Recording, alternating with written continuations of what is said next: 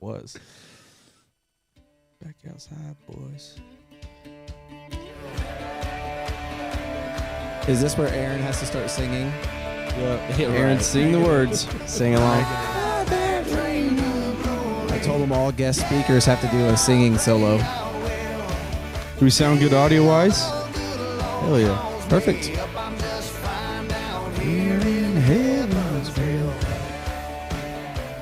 All right. We are back for the third podcast while we're here in Wyoming. And this podcast is brought to you by Tetra Hearing. Go check them out at tetrahearing.com. And today we have a special guest with us of High Plains Wingshooters, Aaron Garcia. Everyone clap. Round of applause. Oh, yeah, there we go. Thanks for coming in. Thanks for having me. I appreciate Absolutely. Absolutely. We have had a ton of fun this week. We've talked about it before on the past podcast, but this is one of the favorite trips that we go on. Like, we look forward to this trip every single year. Such a good group of guys. It's pretty much like we're coming out and hanging out with family. I wish we got to see each other more, right? I agree. We get really excited because it's once a year we get to see each other. Sure. But what a great week we've had, and we got 2 more days to have some more fun. I think we can manage it. Hopefully. I do too. So this morning we had another really good hunt. Shot dang near 7-man limit of geese in the snow. Gorgeous scenery. Birds worked great. We had Cliff and Zach and Garrett with us this morning, and then you will be with us again tomorrow. I'll be with you tomorrow. Perfect. We always like it when the boss man's with us. Yeah. The hunts go smoother. I don't know how much of a boss I am, but Yeah, they say I'll you take cracked it. the You're whip. the leader. no. Maybe not boss, but leader. I take that Well, back. Zach said we were with the A-team this morning, so Yeah. I mean, they are. They really are. they do work good together. Oh man, they're really good, and Mm-hmm. we couldn't do it without them. So Well, here's the thing too: is luckily we're with Aaron because we've been around town for a little bit, and word on the street is you are the Grand Wizard of goose hunting in Goshen County. yeah, That's what we've heard. title I'm not gonna accept. It's just word on the street. Yeah, Yeah. that's what we've been told. We were walking around and everybody was like, "Oh, you guys are with Aaron? The Aaron?" Like, yeah, we're with him, man. That might not have been a good thing. Just saying. Well, I'd like to talk about High Plains really because we've been here for many, many years now, and we kind of talked about how cool it is for us to be able to come out, and not that it's out of our wheelhouse shooting Canadas, but the way that the style that you guys hunt out here Sure. and hunting out of pits and things like that. So I don't know if you just kind of want to touch base and just talk about your style of hunting and how you do things and getting people to come and experience the Wyoming, this area, this kind of traffic hunting out of pits. It's different and it's fun. And I think people who haven't been able to experience would love to come out here and experience the High Plains way Sure. of hunting. Sure, yeah. So, like I said, everything's out of pit blinds. For me, it's just a comfort hunt. Yeah. I mean, we want to produce quality, and I feel like we do have the quality. And Oh yeah. it's it can be tough because obviously you're not on the X every day. You're running traffic. Some days you're on the X. That's what we strive for. But it's a comfort hunt. It's a hunt that people can come with their mom, dad, kids, best friends, whatever, and all being in a comfortable heated blind. We know you love your heat, and not to interrupt you, but yes. if it's under 50 degrees, I feel like you have that heater going. You could sure. probably hunt in the pits in shorts and short sleeves and be fine. 'Cause Absolutely. you can get that rocking in that pit blind. Yes, sir. Yep. It's a comfort thing. It just makes me feel good, I guess. I mean, It is nice. It is very nice. I agree. That's why I go through more propane than any of the other guys. I Keeping always them in have business. mine. It's not the heat is not for my guests. It's for me. Right. That's just They just they get the think I'm benefit of joking, it. But I'm serious. Yeah. and like you said too, it's not that you're always hunting the X, but there's so many birds that use this area and that use that Platte River that it doesn't matter how cold it gets, right? Those birds are going to be on the river. And so even if you're not on the X, there's so many birds around and there's so much good hunting that you're in really good flight lines Yep. all the time. Yeah, so I mean, the valley is so small. You know, the river valley is, and especially where we hunt. I mean, guys hunt outside of it, like out at Yoder, and there's a good bird population out there. But here, inside the valley, and you can literally see the walls of the valley. Just holds the geese in. So, like you were saying, I mean, you might not be on the X, but the valley is small enough that you're going to get a good concentration of birds over you at some point in the day. Yeah, and today was a good example. There were birds using the field, but it wasn't like the mega feed by any means. And we had no issue shooting our limit today. I mean, those birds are directly flying over you, and you're calling to them, flagging, and you're breaking singles, or you're breaking pairs or 3-packs, and it's just a fun hunt. I mean, we didn't go, I don't think we went 25 or 30 minutes at most without like shooting a bird or working a bird into the spread. So it's not like you're sitting out there for hours going, oh, well, I wish I could see a bird. Like, it's just it's cool, you know, and it's a different style from the way we hunt. So we love coming out here and doing it this way. And again, it's beautiful country. You can see it from the video today. Like you kind of talked about the walls of the valley. Like it's just cool. And I love it. And I recommend anyone to look up High Plains. And if it's something you're interested in, we tell people all the time, like, go out there and experience it. It is fun to get in those pits. It's fun around traffic. It's fun to shoot those geese. You're shooting big geese, little geese. Yeah, this year, I mean, especially this year, it seems like it's more of a mixed bag where typically, you know, we shoot more bigger geese. And we still are, but I mean, there's still a bunch of little birds running around as well. I saw a snow goose the other day. It's just like, wow. And you don't ever see them. You shot a speck the other day, which is pretty rare out here, isn't it? Yeah, we don't get too many. If we see 5 or 6, like me personally, if I see 5 or 6 during the season, then that's quite a few. And I will say, we've mentioned this, is you get a lot of cool, I guess you can call them like color-faced birds, right? Quills. Some people get all up in arms when you call a bird a quill just because it has a white chest patch. But you see a lot of birds that have, we saw one tonight when we were scouting, white chest, white wingtips. You see quite a bit of them. Like they're, I would say in that whole area that we've hunt, like this is your best odds of shooting a quill or something that's a unique style of bird. It's trophy bird. Yeah, it's pretty interesting how this area just has so many of them. Yeah, and I feel like over the last, I'd even say 6-7 years, I just feel like they've become more prevalent here. Yeah, exactly. Exactly. It's just kind of like the first one I ever saw, I was like, wow, what is that? I remember I wasn't guiding them. Some other kid was, but we had a guy shoot 2 specks and a quill in the same day. What a hunt. Oh my gosh. I mean, just trophy hunting. He didn't know what he had, but I mean, we truly didn't know what he had. I mean, we knew the specs, but we didn't know what else he had. And, you know, he's just like, oh, look at these birds. Are these cool? And we're like, that's look at them. They're super cool. Yeah. I mean, every year whether we're scouting or whether we see one in the field, we always see one. That one I spotted tonight. We almost killed one. Yeah, well, so we don't need to talk about that. But it happened on the 3rd hunt last year, so tomorrow might be the day. It was the 2nd hunt last year.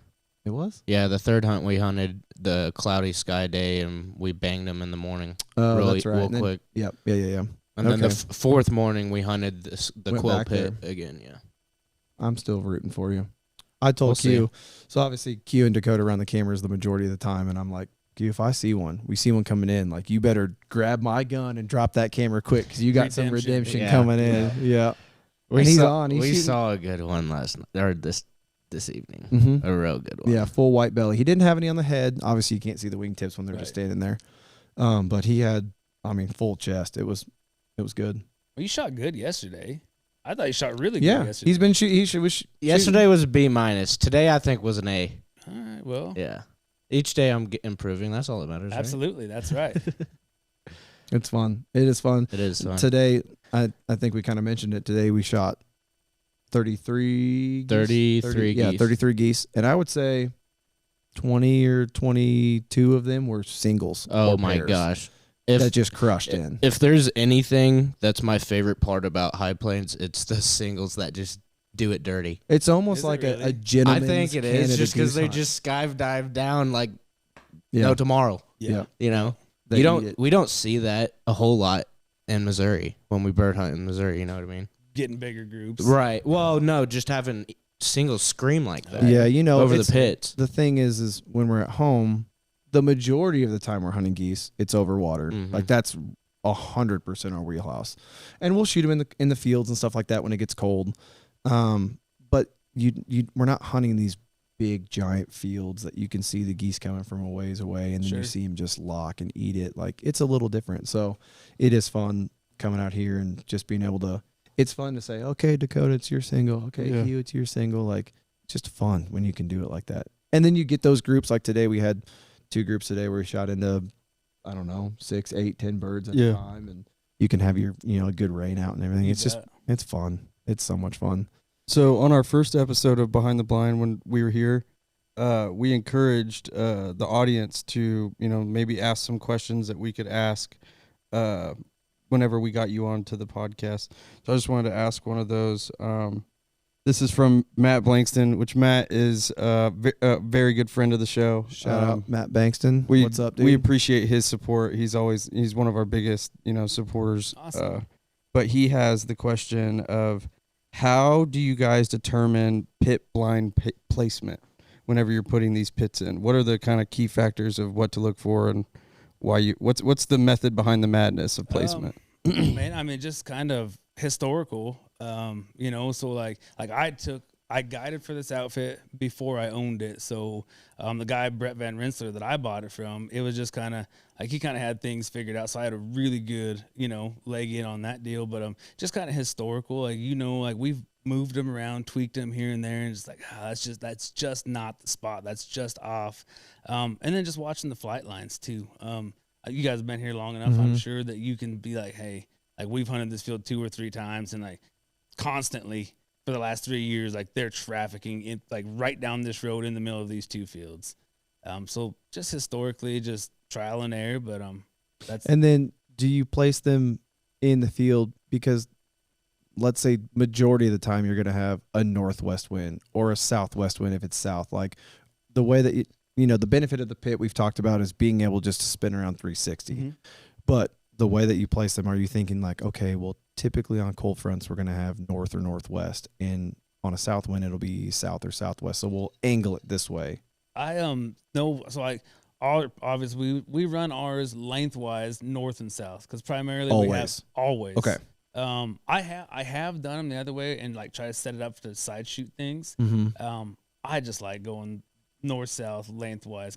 Primarily we have a west northwest wind or an east wind. Like when we get storms, we typically get an east wind. So with ours, with the holes in the middle, benches on both sides, it's easy just to flip from one side to the other if need be. But typically always lengthwise, north south. So that way you're always typically shooting east west. Yeah, and you pulled all the pits out at the end of season. We do. And so when do you guys usually put those back in? I mean, obviously after harvest. Like you pretty much. I mean, I like to go as quick as I can. Like as soon as they harvest, and then you're like, let's get in there. I'll talk to the landowners. I mean, because they might have other work that they got to do. Right. So it's just as quick as they'll let me get in there. Yeah. Then I like to get going because it's a process. I can imagine putting in whatever you got, 18, 20 pits. 20 this year. 20. So that's no small feat. It was tough. I always hired it out, and that was nice.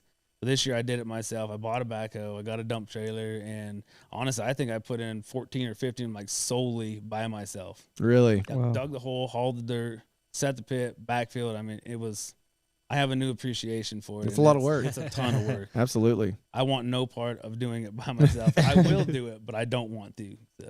Yeah, you hear that? All the other people, guides, Zach, Garrett, all you guys, listen.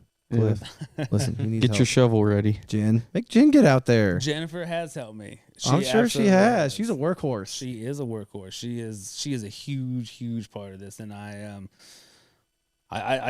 would definitely need to thank her because this has been a dream of mine ever since I've been a boy, and I'm living my dream, and I couldn't do it without someone like I love it. I love seeing her. She's always out scouting with you, and the other night we went out scouting together, she was out driving the boys around and doing the scouting and just a part of it. Yep. And that's awesome that you can have someone that's that supportive and is into it that much. That makes a big difference. It does. For sure. It makes it just a good dynamic. We work good together. I mean, we have our moments, and like anyone, I imagine. But she is. She keeps us on the She keeps you on your leash. Exactly. Was there any other questions that you wanted to? There actually was. When do you take them out? So you had the same question as the viewers. So taking them out, pretty much same thing. As soon as the season gets over, like if the ground's good, it's not muddy. just get right after it. I just want to. I don't ever want to hinder the landowners, and I don't ever want a landowner to call me and say, "Hey, when are you going going to get this blind out?" Yeah. You know, if it's cold, snowy, muddy, of course we're not going to tear their fields up, and they feel the same way. But I just don't ever want to get a phone call saying, "Aaron, it's past due. You need to get your blind out." Yeah. If there's anything that, let's just say in the waterfowl community as a whole, whether you have sole permission or leases or you get permission for the day, like keeping the landowner happy and keeping the land better than you found it is the most important thing. Because how many times have we heard stories, and this is probably some sort of tangent off here that we see, but how many times you hear like, oh, we used to let people hunt, but they left my gate open or they left ruts in my field, because people just do dumb things. Sure.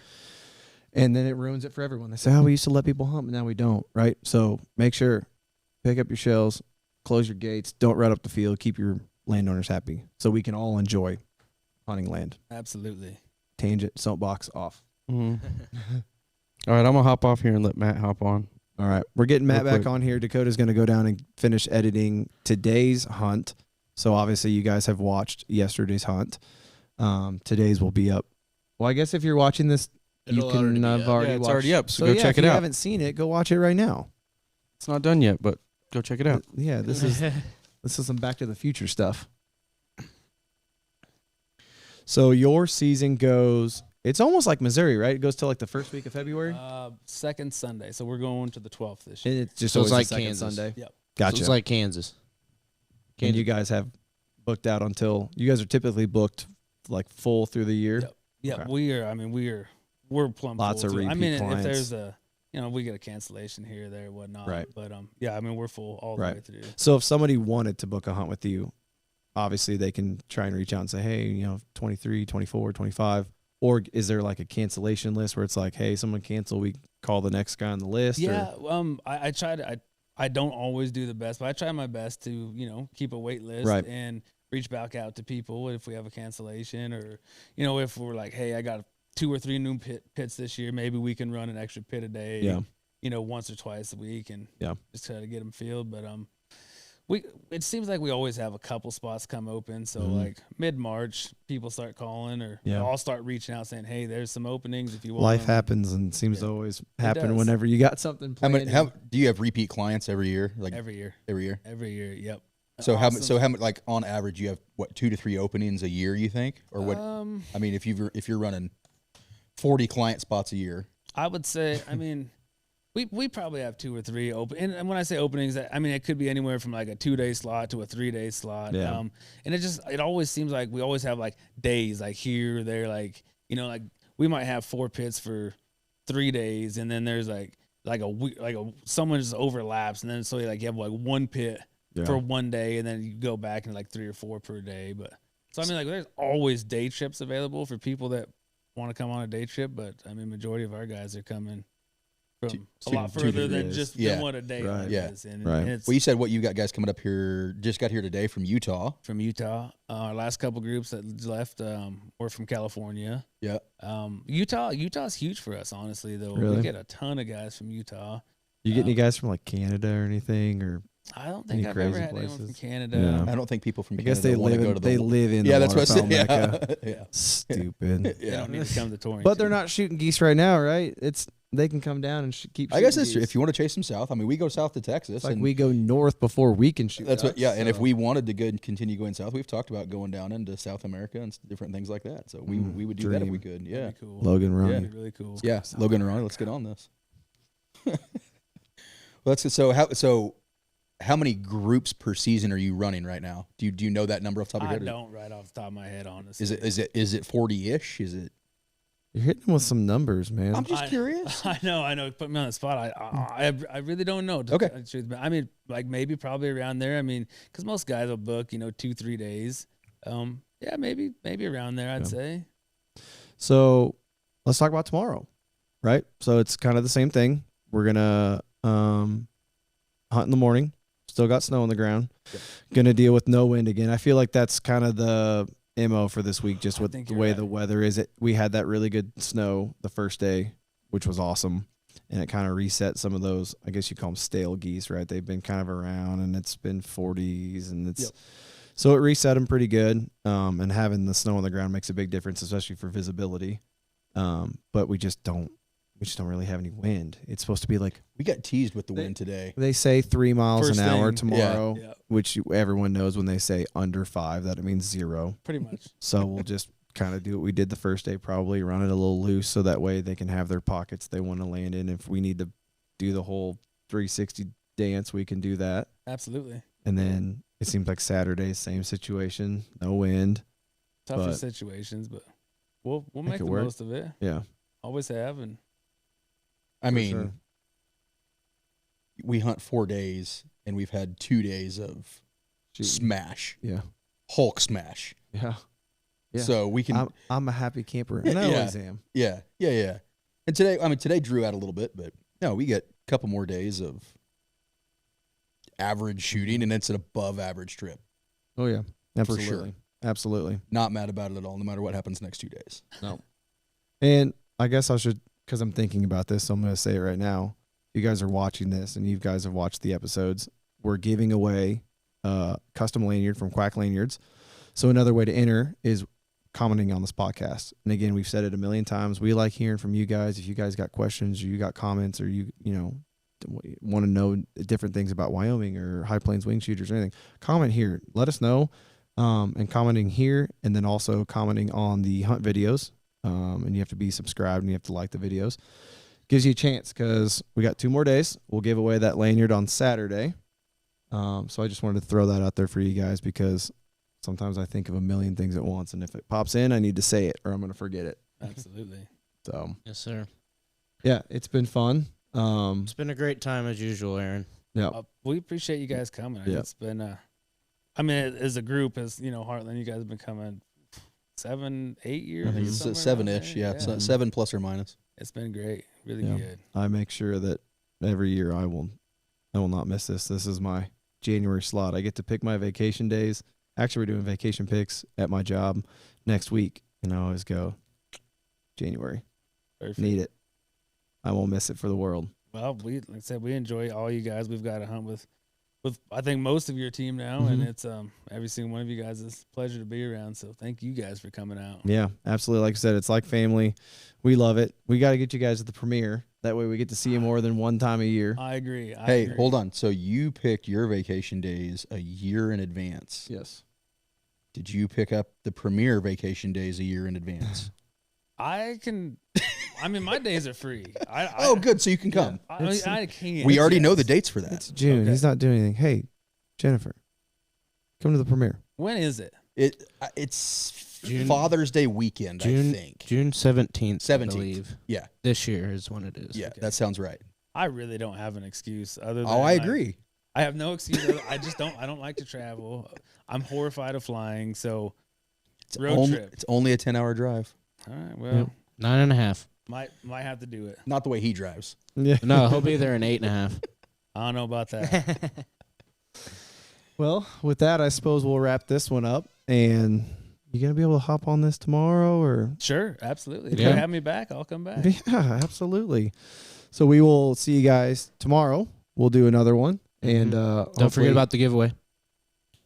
Yeah, you mean the one I just talked about? Yeah, but just another reminder. Talk Yeah, about it hey. one more time. Clip- Remember what I just said 5 minutes ago. Yeah. Mhm. Comment, Just recap like, all the summary. subscribe. Yeah. You will win a custom Quack lanyards, and it's the one that I run. It's the one that Ronnie runs. Q's getting a custom one made. They're super cool. So shout out to that guy for giving us one of our lanyards to give away to you guys. And we will wrap this up with a thank you. Thank We're you. going to shoot them up again good tomorrow, and we will see you guys after another good hunt. Good Lord calls me up, I'm just fine.